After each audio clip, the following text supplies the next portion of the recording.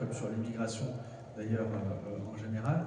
Et il y a une différence très grande entre la perception, qui est une perception personnelle ou une perception médiatique, et la réalité. Et je vais prendre une anecdote sur les chiffres.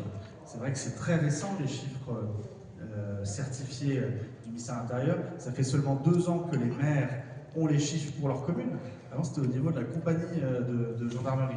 Je ne sais pas comment ça se passait pour la police nationale, mais ça fait que depuis la fin du Covid qu'on a des chiffres annuels en tendance.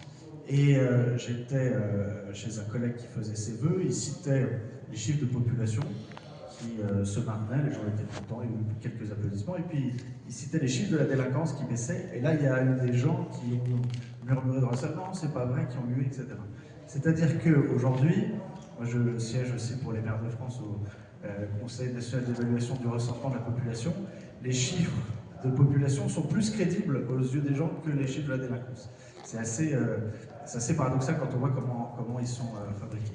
Mais en tout cas, effectivement, même si aujourd'hui, dans beaucoup de territoires, de manière générale, on a des chiffres qui sont plutôt en baisse, il n'y a pas du tout cette perception. Pourquoi? Je vais demander à mon commandant de gendarmerie, et je partage un peu son constat, mais qui nécessite d'être objectivé, mais c'est qu'il y a peut-être moins de faits, en tout cas de manière objective, il y a moins de faits chez nous dans notre territoire. Moi je suis maire donc d'Autun, c'est à 1h30 d'ici, sous préfecture de Saône-et-Loire, 13 500 habitants. Il y a moins de faits, mais ils sont beaucoup plus spectaculaires. Beaucoup plus spectaculaires. Et c'est vrai que le narcotrafic dont on se pensait épargné est arrivé également chez nous avec des armes à feu, des règlements de compte, de gens qui ne viennent pas du territoire, recrutés par les réseaux sociaux, par Signal, par Telegram, pour exécuter des contrats. Et donc ils se ratent parce que ce n'est pas des professionnels, ils sont recrutés comme ça. Donc il y a beaucoup de règlements, il y a beaucoup de tentatives, mais il y a eu 0 homicide, j'espère que ça va rester comme ça, mais c'est extrêmement spectaculaire. Et donc ça crée effectivement, et il y a le GIGN qui débarque, il y a des hélicos, etc. Alors qu'il n'y a même pas eu une égratignure au final. Mais lié au fait que le trafic de stupéfiants qui préexistait maintenant est un peu complètement débridé et beaucoup plus violent. La deuxième chose, c'est qu'en réunion de quartier, j'en fais évidemment tous les quartiers chaque année, la question de la sécurité est prégnante. Elle était en numéro 1 ou 2 des élections municipales avec la santé. Mais quand vous êtes en réunion de quartier et qu'on parle de sécurité, on ne va pas vous parler de narcotrafic, très peu, peut-être dans des endroits où vraiment c'est un peu visible, mais maintenant avec Uber Sheet, etc., il n'y a plus forcément de point de deal. On va vous parler d'une chose, et ça c'est aussi récurrent quand je vais chez des collègues pour leur réunion de quartier, une seule chose sur la sécurité, c'est la sécurité routière. Monsieur le maire, ça roule trop vite dans ma rue, il y a eu un accident, qu'est-ce que vous attendez? Qu'il y ait un mort, il faut agir, il faut mettre des dodanes dans toute la ville, il faut mettre des radars, etc.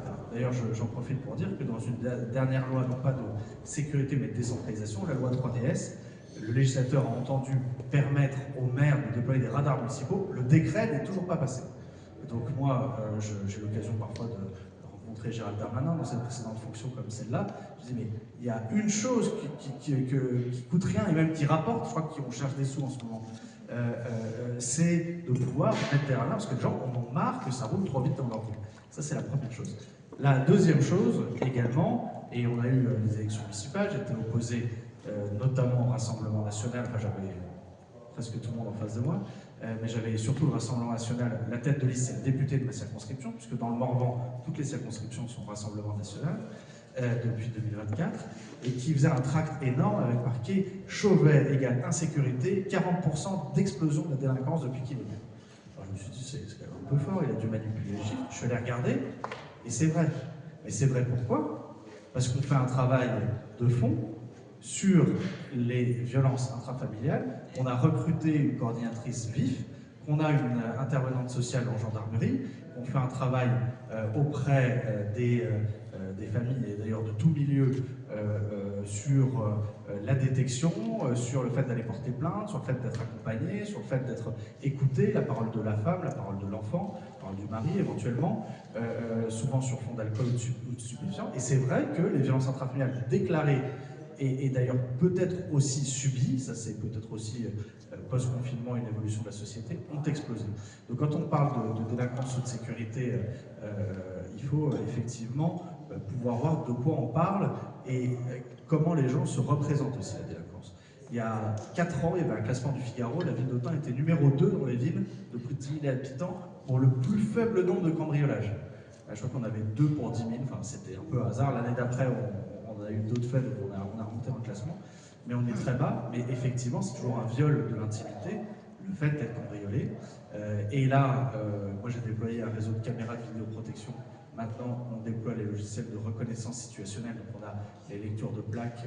Je salue le président de la région et je dis tout le bien que je pense de ton rapport sur le narcotrafic. Par rapport au fait que je t'avais dit que ça n'arriverait pas dans nos petites villes et que ça arrive et que ça crée des situations extrêmement préoccupantes. Mais quand on met la vidéoprotection, par exemple, à Autun, c'est vrai que ça baisse et il y a l'effet plus beau qui fait que toutes les petites villes autour ont des faits en augmentation. Donc ça, c'est vrai que c'est quand même extrêmement compliqué à voir et aujourd'hui, les charges de centralité que sont le fait d'avoir des caméras ou le fait d'avoir une police municipale sont des charges de centralité des petites villes qui ne sont pas forcément réparties sur la population. Puis dernier point, tout à l'heure sur la question éducative, je vais donner un tout petit témoignage, mais je ne suis pas du tout aussi expert. Nous avions à Autun un centre éducatif fermé, que j'ai fait fermer, qui avait été fermé administrativement pour violence sur les enfants, qui avait été créé de manière un peu idéologique, parce que quand on ne sait pas, quand on n'a pas d'idée sur comment on va arriver à réduire à Autun, le CEF d'Autun, le CEF de Frady, il y a eu des rapports parlementaires plusieurs fois, je l'ai fait fermer en 2018. Quand on n'a pas d'idée, et une des idées, mais je vais laisser les gens plus importants et mieux sachant en parler, c'est la santé mentale, c'est ça. Qui sont les délinquants chez moi? Ceux qui ont des problèmes de santé mentale, point barre. Et les gens, quelle que soit leur origine, qui n'ont pas de problème de santé mentale, ils ne sont pas délinquants. Parfois, le fait d'être dans un parcours d'exil peut amener des troubles mentaux dans certains cas, et s'il n'y a pas d'accompagnement, ça peut aussi parfois amener à des parcours compliqués, mais l'idée de base, c'est la santé mentale. Je finis juste mon exemple sur le centre éducatif fermé. De manière idéologique, donc, c'était d'ailleurs, je crois, un gouvernement de gauche à l'époque qui... on va faire des centres éducatifs fermés parce que c'est vachement bien. Et c'est la réponse à la délinquance des mineurs, à la réitération. Et on a créé dans des endroits qui étaient gérés directement par l'État, dans des zones urbaines, pas très loin de prison, pas très loin de viviers de recrutement d'éducateurs.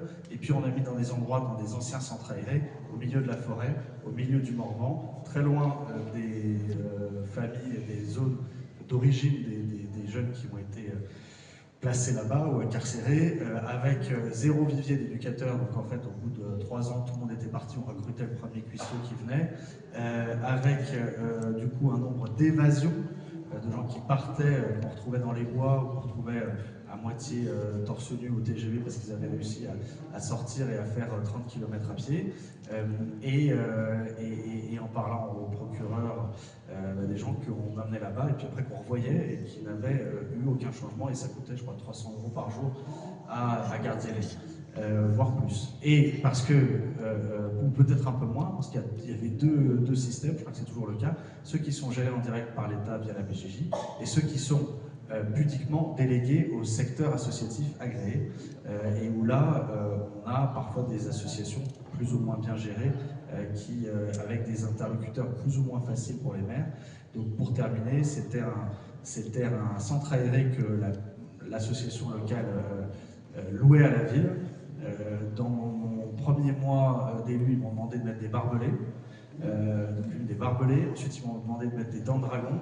Des dents de dragon, je me suis dit que je n'avais pas été élu pour créer des camps de concentration sur ma commune.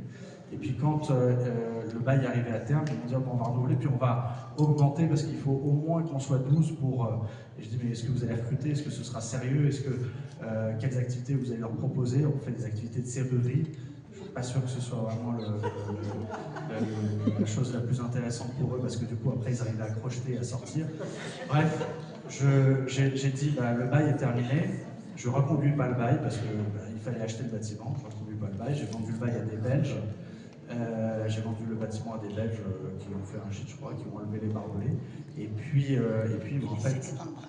Laissez les dents de dragon, oui, vous pouvez aller voir, c'est à Frady, sur le hameau d'Autun, qui vend des dents de dragon. Et donc, ça a été très compliqué puisque en zone rurale, ça ne marche pas. C'est assez clair que c'est un modèle qui ne marche pas. Il y a eu beaucoup d'expérimentation pour s'implanter. La plus crédible, c'était d'aller sur le village de Chardonnay, mondialement connu pour son centre éducatif fermé, évidemment. Donc la population qui avait complètement accepté précédemment, c'était une antenne du cadavre, il n'y avait aucun problème, ça se passait très bien. Là, elle a dit, attendez, vous allez nous mettre des personnes qui ont nécessairement des problèmes, ça va être vraiment forcément compliqué. Et au final, pour clôturer et laisser tourner évidemment la parole, les travaux ont commencé il y a 2 semaines. C'est la construction nouvelle en dur sur des plans rationnels, au droit de la prison de Varennes-le-Grand, à côté de Chalon-sur-Saône, d'une antenne qui, au final, montrera un peu ce que c'était de toute façon, c'est-à-dire une prison pour enfants. On reprendra peut-être le fil des réponses carcérales ou alternatives, mais j'aurais aimé